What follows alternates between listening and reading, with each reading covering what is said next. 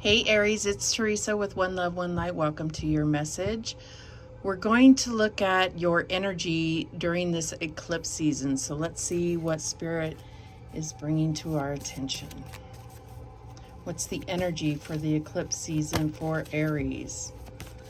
Holy Spirit, what do we have for Aries? And we have Pluto. Now, Pluto is now direct. It says your ability to transform, take a big leap forward, and rebirth. So this is the Phoenix rising. So there's like, you've been through the worst, and it's like now you're into this renewal, this rebirth. But let's see what the book has to say. Pluto, Pluto, Pluto, Pluto. In each of us, there is an instinctive urge for survival, an impulse for life so strong it will transcend the most devastating of setbacks and lift us upwards into magnificence. This impulse has such transformative energies it can take any situation, including an already good one, and make it incredibly productive. The part of you that is described by Pluto is now engaged, so you are given a powerful impetus for growth or rebirth. Life is an evolutionary process and change is inevitable. The Pluto force ensures things grow into what they must become, for they cannot stay as they are. The maiden leaves home and becomes a wife. The wife gives birth to a baby, and the student becomes a professor. As we reach these milestones and take the next opportunity, we cannot go back to the way things were before. We must evolve and grow. This may require an ending. For instance, the wife may leave her job to have her baby, but the ending always has a new beginning. This is the promise of life itself, but in order to make room, we may have to let go or let something go to gain something new. We may, for instance, begin a whole new fabulous way of life when we end a bad relationship, even though the ending felt awful. You can create something wonderful now, for the most intense and powerful energy in you is activated, which releases the power of the Kundalini, the secret and magical power of your unconscious mind. You may be in a period of immense change and transformation, but sacred, creative forces seek to awaken you into higher consciousness and enlightenment. You should make the most of all the possibilities at this time. The only limit to what you can achieve will be your own imagination and confidence, so reach for the stars. I love that, because it's like what doesn't kill you makes you stronger and makes you experience things in a more deeper and vibrant way. So it's like gives you this true appreciation for life and all that you experience, including the things that we call bad, because it's all part of transformation. All right, so let's go ahead and see what else is coming out for this eclipse season for Aries. And we have your commitment is being tested, first quarter moon. So I feel like this is commitment in a relationship or commitment to a particular goal or something that you're trying to achieve. It's also could be commitment in a job. This could be about, you're feeling tested. And we definitely feel tested when we're going through transformations. It's like you don't know if you're going to make it. That's the test, right? So let's see what else is coming out. What else do we have for Aries? And we have hope. Your loved ones in the spirit world know when to reach out if they see you're at a low point. Whether you're caught up in a difficult situation or struggling with someone specific in your life, there's always hope. So they are really trying to help you and encourage you through this time. So you are going through the transformation, but it's because there's this huge leap, this renewal, this rebirth. So let's see exactly how this is playing out for you. What's the past energy for Aries? And we have the Seven of Pentacles. So I feel like you've been investing, you haven't seen any reward, but, excuse me. Excuse me. You have all this potential, and I feel like this is the energy. You've been patient, or but your patience is wearing thin because you've been going through this transformation. I feel like your eggs are about to hatch there.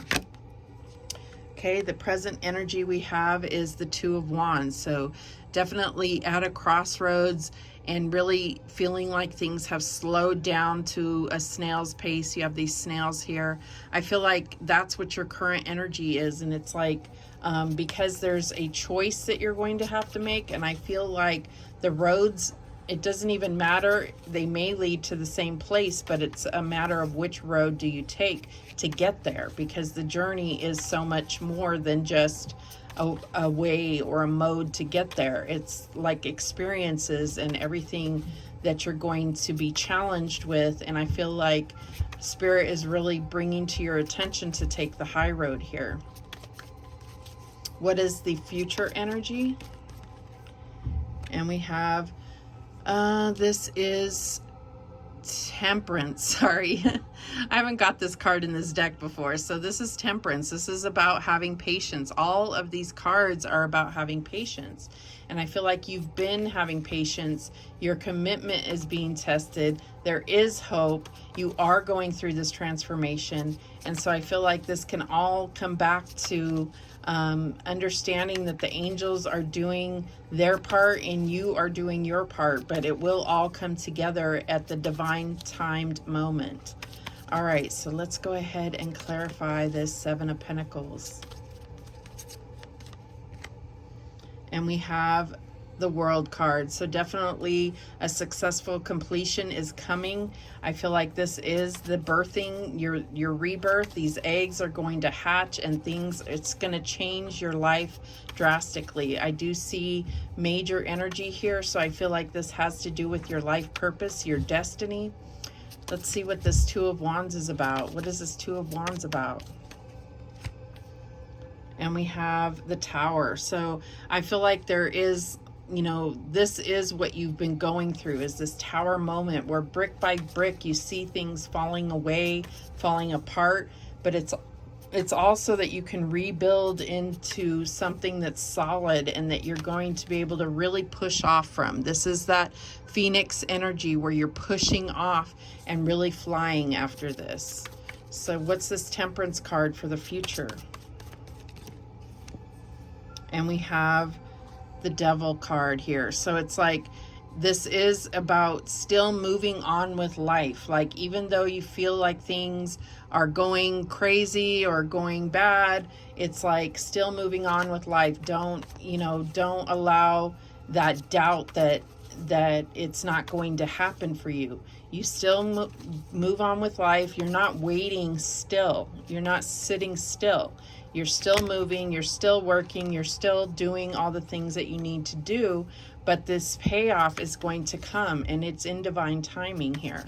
There is hope, there is a test happening here, and obviously the transformation.